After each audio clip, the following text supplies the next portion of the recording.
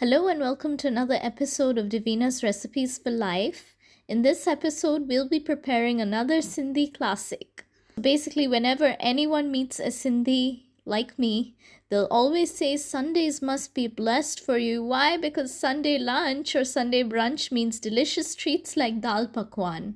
For those of you who don't know what Dal Pakwan is, it's basically this little crispy flatbread served with lentils. I'm going to show you that today.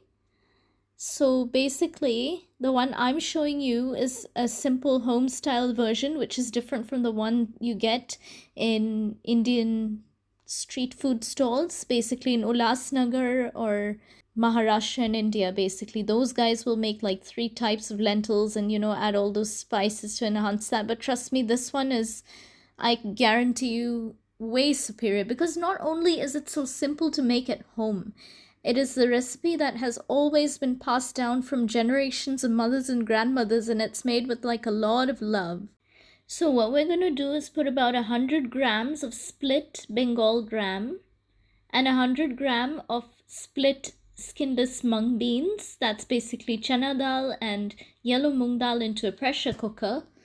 Next, we're going to be adding in about 1/4 to 1/2 teaspoon of ground turmeric or haldi, 1/2 inch of chopped ginger, 1 green chili, deseeded and chopped, 1 medium tomato pureed, salt to taste, and around 200 ml of water. We'll be adding about 2 teaspoons of tamarind liquid, which is a mix of 2 teaspoons tamarind pulp and a little bit of water. We're just going to pressure cook our lentils for around 4 to 5 whistles or around 20 minutes or so until it's soft, but not exactly creamy and mushy.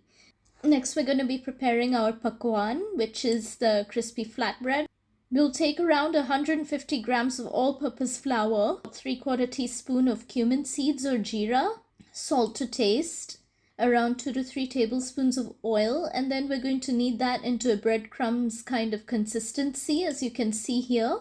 Just rub it in together.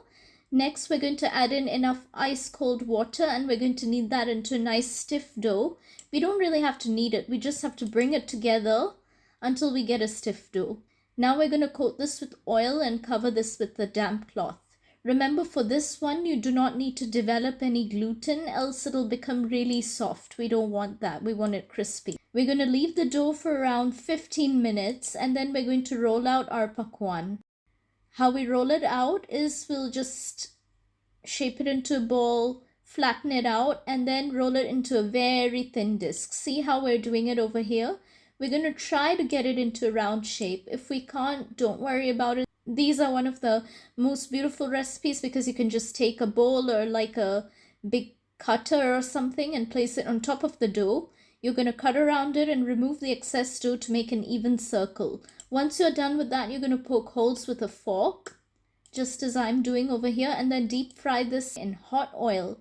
It should be on low-medium heat, and you're going to do that until it becomes nice and golden brown and crispy on both sides.